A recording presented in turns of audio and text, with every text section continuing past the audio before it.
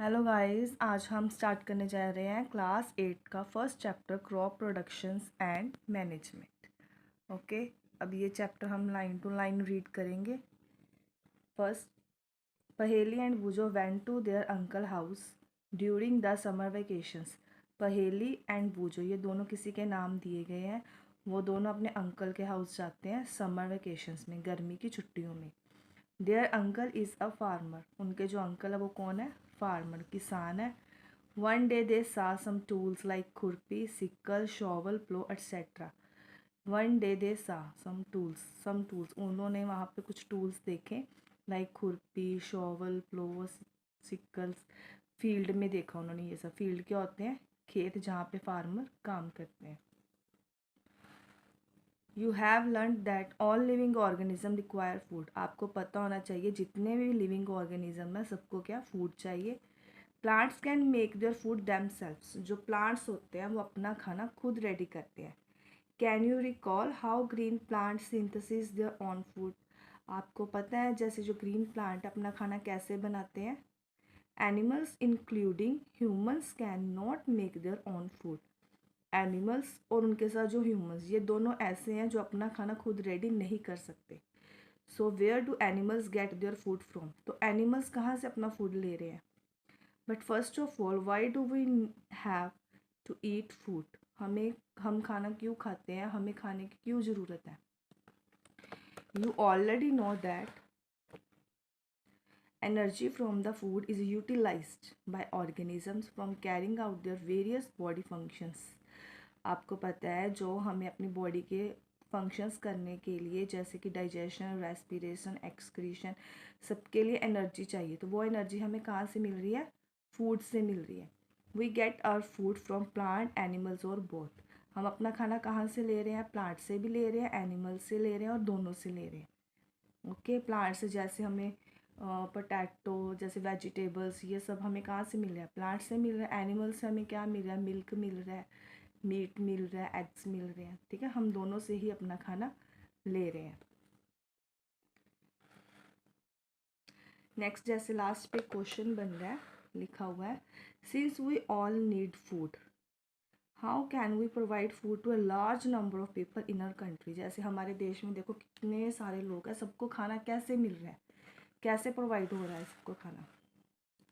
Food has to be produce on a large scale, food जो है बहुत ज़्यादा मात्रा में इसको प्रोड्यूस किया जाता है, पैदा किया जाता है, उगाया जाता है।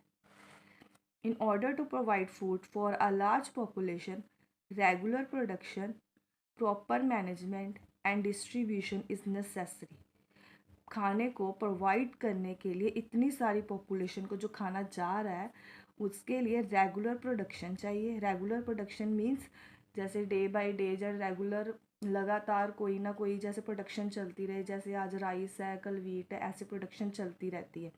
प्रॉपर मैनेजमेंट होता है, ठीक है, फिर उनको डिस्ट्रीब्यूट किया जाता है, जो कि बहुत ज़रूरी है। Agricultural practices till 10,000 BCE people were nomadic, nomadic होते हैं जो एक जगह से दूसरी जगह से घूमते रहते हैं, एक जगह पे नहीं टिकते, बस ऐसे ही इधर उधर जाते रहते हैं। जैसे एनिमल्स को मारते हैं, उनसे अपना खाना ले लेते हैं, जो उनके जो टेंट होते हैं वो भी अपने साथ ही रखते हैं वो। They were wandering in group from place to place in search of food and shelter, वो क्या करते हैं? वेंडरिंग, घूमते रहते हैं ग्रुप्स में, एक जगह से दूसरी जगह पे जाते हैं, अपना खाना सर्च करते हैं, शेल्टर को सर्च करते हैं। They ate raw fruits and vegetables and started hunting animals for food, वो क्या करते हैं? रॉ फ्रूट्स और वेजिटेबल्स खाते हैं और उसके साथ साथ वो हंटिंग भी करते हैं अपने खाने के लिए, एनिमल्स को मारते हैं, उनको खाते हैं। Later they could cultivate land and produce rice, थोड़ी देर बाद उनको जैसे पता चला तो उन्होंने क्या किया? लैंड को कल्टिवेट किया और वहाँ पे राइस, वीट और भी कुछ फूड की क्रॉप्स करनी स्टार्ट कर दी, खेती करनी शुरू कर दी। दस वॉज बॉर्न एग्रीकल्चर, तब क्या हुआ? एग्रीकल्चर का बॉर्न हुआ, जैसे कह लो जन्म हुआ, तब एग्रीकल्चर स्टार्ट हो गई। तो अब हम एग्रीकल्चर के बारे में भी पढ़ेंगे। When plants of the same kinds are cultivated at one place on a large scale, जब किसी when plant of the same kind, किसी एक तरह के प्लांट को ठीक है, एक जगह पे बहुत ज़्यादा मात्रा में जब उगाया जाता है, उसको कल्टीवेट किया जाता है, तो उसको क्या बोलते हैं? क्रॉप बोलते हैं। For example, crop of wheat means that all the plants grown in the field are that of wheat. Wheat की क्रॉप कब होती है? जैसे एक बहुत सारी जगह है, ठीक है, खेत में है, बहुत सारा बड़ा खेत है, वहाँ पे सिर्फ व्हीट को ही उगाया गया है, तो वहाँ पे क्या हो रही है? व्हीट की खेती हो रही है। You already know that crops are of different type. आपको पता है जैसे क्रॉप्स अलग अलग तरह के होते हैं, जैसे cereals, vegetables and fruits. They can be classified on the basis of season in which they grow. जो ये सीरियल्स, वेजिटेबल्स एंड फ्रूट्स हैं, उनको मौसम के सीज़न को देखा जाता है कि सीज़न कैसा है, गर्मी है, सर्दी है, रेनी सीजन है, तो उसके अकॉर्डिंग ही खेती की जाती है। India is a vast country. The climatic condition like temperature, humidity and rainfall vary from one region to another. जैसे भी इंडिया का जो क्लाइमेट कंडीशन ऐसा है, कभी यहाँ पे गर्मी हो जाती है, कभी सर्दी होती है, कभी रेनफॉल का सीज़न हो जाता है, ठीक है, रीजन टू अनदर। हर जगह पे अपना अपना सीज़न चलता है। Accordingly there is a rich उसके according there is a rich variety of crops grown in different part of the country. Different part इसी तरह क्या होता है कि हर कंट्री में अलग अलग तरह की खेती की जाती है। जैसे कि पहाड़ी इलाके हैं तो वहाँ पर चाय की खेती होती है, ठीक है, पंजाब में अलग तरह की खेती होती है, तो ऐसे ही खेती अलग अलग पार्ट्स में हो जाती है कंट्री में। Despite this diversity, two broad cropping patterns can be identified. Main हमारे टू क्रॉप्स होती है, खरीफ और रबी, और ये बहुत इंपॉर्टेंट है, ये आपको अच्छे से याद होने चाहिए। खरीफ क्रॉप्स कब होती हैं, कब इसको उगाया जाता है? The crops which are sown in the rainy season. Kharif कब उगाई जाती है? रेनी सीजन में। तो रेनी सीजन इंडिया में कब आता है? जनवरी फ्रॉम जून टू सितंबर। तो मेन पॉइंट यहाँ पे क्या है कि जो खरीफ क्रॉप है रेनी सीजन में उगाई जाता है, और ये जून टू सितंबर में आता है। जैसे paddy, maize, soybean, groundnut and cotton are kharif crops. Next आता है रबी क्रॉप। तो rabi crops grown in the winter season. अभी देखो, कुछ बच्चों को खरीफ और रबी में कंफ्यूजन होती है, ठीक है, आप ये याद रखो कि आर से रबी है, तो इसका आर से रेनी नहीं होगा, तो रेनी इसका ऑपोजिट खरीफ को चला जाएगा। आर को आर के साथ नहीं रखना, ठीक है, तो ऐसे इसको याद रखो कि खरीफ को हम रेनी सीजन में करते हैं और रबी को हम कब करते हैं? विंटर सीजन में। आर को आर नहीं देना तो ऊपर साइड को आर दे दो, तो ऐसे याद रहेगा के और R. Kharif rainy season, rabi winter season. और विंटर सीजन कब आता है इंडिया में? October to March. Example of rabi crops are, rabi crops सब कौन सी है? Wheat, gram, pea, mustard and linseed. Besides these, pulses and vegetables are grown during summer at many places. जैसे दाला और वेजिटेबल्स है वो कुछ समर में भी उगाई जाती है अलग अलग प्लेसेस पर। Okay, now next, basic practices of crop production. जब हम क्रॉप्स प्रोड्यूस करते हैं तो उसके लिए क्या क्या स्टेप्स होते हैं? ऐसे तो नहीं है कि जब बस ऐसे ही थोड़ा बहुत एक ईयर क्रॉप हमने लगा दी, तो उसके लिए क्या होता है कि पूरा प्रोसेस होता है जो स्टेप बाय स्टेप हम करते हैं, तो उसके बाद क्रॉप प्रोड्यूस की जाती है।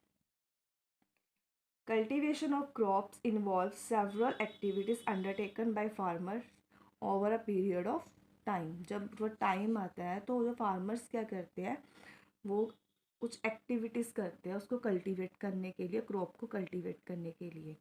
You made find that activity are similar of those carried out by gardener or even by you when you grow ornamental plant in your house. अगर आप घर पे भी छोटा मोटा कुछ भी प्लांट लगाते हो तो उसके लिए भी आपको कुछ तैयारी करनी पड़ती है, ठीक है।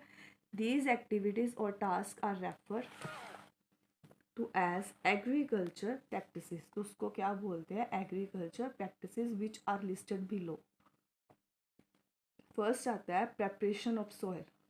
सबसे पहले सॉइल को प्रिपेयर किया जाता है। Second, sowing. सोइंग मतलब क्या होता है? जैसे जो बीज वगैरह होते हैं उनको सो किया जाता है, मतलब वहाँ पर रखा जाता है, फिर उसमें सोइंग मतलब वहाँ पे लगा दिया जाता है, छोटे छोटे जो बीज होते हैं उनको खिला देते हैं वहाँ पे। तो उसमें फिर क्या करते हैं, एडिंग मैन्योर एंड फर्टिलाइजर्स, कुछ मैन्योर फर्टिलाइजर्स कुछ आर्टिफिशियल्स भी होते हैं, कुछ हम खुद रेडी करते हैं फर्टिलाइज़र, तो उनको ऐड किया जाता है। Irrigation, next protecting from weeds, harvesting and storage. Irrigation मतलब फिर जब वो कर दिया जाता है तो उसको इरिगेट किया जाता है, मिक्सिंग करते हैं, फिर उसको क्या करते हैं, वीड्स से प्रोटेक्ट करने के लिए कुछ किया जाता है, हार्वेस्ट उनको काटा जाता है, फिर उसके बाद उसकी स्टोरेज होती है। ठीक है, तो ये सब स्टेप बाय स्टेप चलता है। फर्स्ट हम रीड करेंगे प्रेपरेशन ऑफ सॉइल। सॉइल को हम कैसे प्रिपेयर करते हैं, क्या करना पड़ता है सॉइल को प्रिपेयर करने के लिए। The preparation of soil is a first step before growing a crop. Crop को लगाने से पहले सबसे पहले हम क्या करते हैं, सॉइल को प्रिपेयर करते हैं। One of the most important task in agriculture is to turn the soil and loose it. Soil को क्या किया जाता है, टर्न और लूज़ किया जाता है। जैसे सॉइल कैसे हार्ड होती है तो वहाँ पे उसको लूज़ करते हैं सबसे पहले। ठीक है, this allow the roots to penetrate deep into the soil. इसके साथ क्या होता है, जब मिट्टी थोड़ी बहुत ही लूज़ हो जाती है, बाहर आती है, तो जो रूट्स होते हैं वो अच्छे से चले जाते हैं। ठीक है, सॉइल में the loose soil allow the root to breathe easily. जितनी ज़्यादा सॉइल लूज होगी उतना ही रूट्स को ब्रीथ ईजिली होगा, ईजिली वो ब्रीथ कर पाएंगे roots. Even when they go deep into their soil, जितना डीप होंगे उतना ही जो वो है बीज है वो ब्रीथ कर पाएंगे। बीज नहीं, सॉरी, जड़ें, roots. When does the losing of soil allow the root to breathe easily?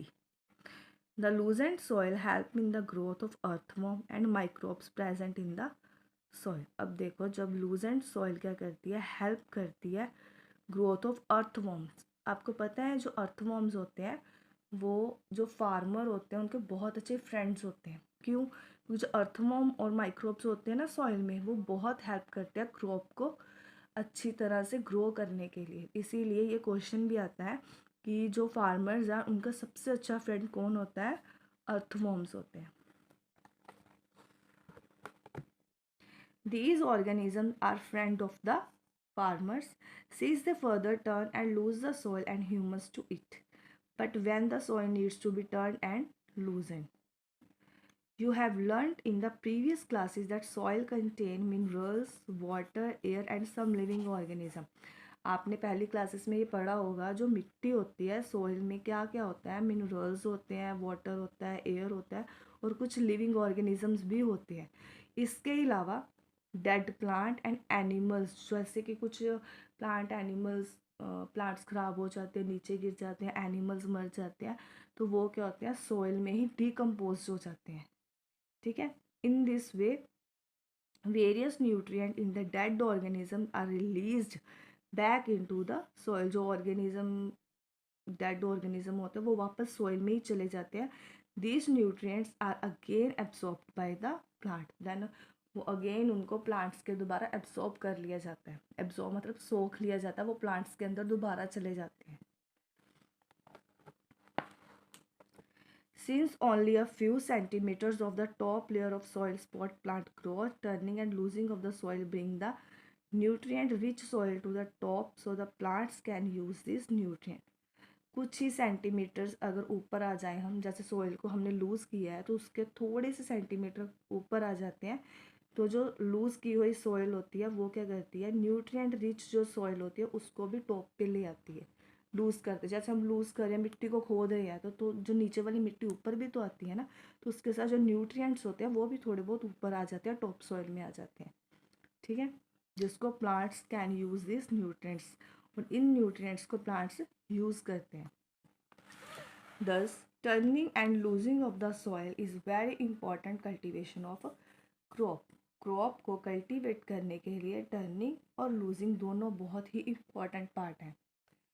The process of losing and turning the soil is called tilling and ploughing, sorry Tilly और टिलिंग भी बोलते हैं इसको, प्लोइंग भी बोलते हैं। जब हम सॉइल को लूज करते हैं, टर्न करते हैं, तो उसको टिलिंग और प्लोइंग भी बोला जाता है। This is done by using a plough. इसको प्लो के साथ किया जाता है। प्लो कैसा होता है, ये देखो नीचे पिक्चर बनी हुई है, ये इसको कहीं भी बोलते हैं। ठीक है, इसके साथ जो मिट्टी होती है उसको लूज़ किया जाता है। अब प्लो कैसा होता है, किसके बना होता है? प्लो आर मेड ऑफ वुड और आयरन, वुड और आयरन का बना होता है। If the soil is very dry it may need watering before ploughing. अगर मिट्टी बहुत ज़्यादा ड्राई है, सूखी हुई है, तो उसको सबसे पहले हमने पानी देना है। The plot field may have big clumps of soil called crumbs. तो उस पर जो बहुत सारे क्लम्स बन जाते हैं, ढेले बन जाते हैं, तो उसको हम क्या बोलते हैं? क्रम्स बोलते हैं। It is necessary to break this crumbs. ये बहुत ज़रूरी है, ये जो ढेले बने हुए हैं मिट्टी के, उनको हमको तोड़ना बहुत ज़रूरी है। Levelling the field is beneficial for sowing as well as for irrigation. अगर हम उनको तोड़ेंगे नहीं तो जो सरफेस है वो इरेगुलर हो जाएगा। तो हमें क्या करना है, उसको लेवलिंग करने के लिए उस क्रम्स को तोड़ना पड़ता है। और जब हम तोड़ेंगे तो उसके साथ क्या होगा, जो इरीगेशन है वो अच्छी होगी, वो बेनिफिशियल होगा। Levelling of soil is done with the help of leveller. Leveller के साथ उसको लेवल किया जाता है। Sometimes manure is added to soil before tilling. Tilling करने से पहले उसमें थोड़े बहुत मैन्योर ऐड किए जाते हैं, जो कि हेल्प करते हैं mixing of manure with soil. तो इसके साथ क्या होता है, जो मिट्टी के साथ अच्छी तरह वो मिक्स हो जाए। The soil is moistened before sowing. तो जब मैन्योर को सॉइल के साथ मिक्स करते हैं, जो मिट्टी है वो मॉइस्चर हो जाती है थोड़ी सी, तो जो कि सोइंग के लिए अच्छी होती है। तो इसके पहले इसको मॉइस्चर कर दिया जाता है। Okay, thank you.